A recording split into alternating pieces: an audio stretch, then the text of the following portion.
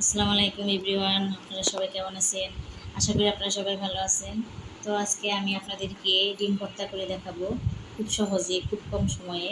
তো এই জন্য আমি 3টা ডিম নিয়েছি সিদ্ধ করে।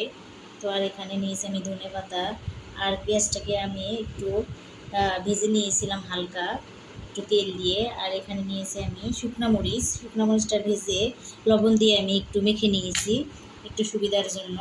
তো যাই হোক, প্রথমে ডিমগুলো আমি নিয়ে নিচ্ছি।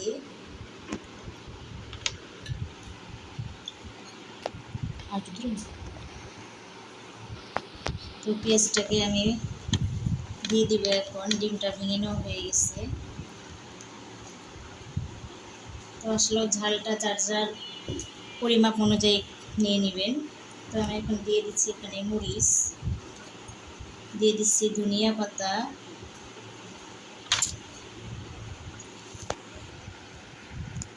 তো এখন দিয়ে দিচ্ছি সরিষার তেল।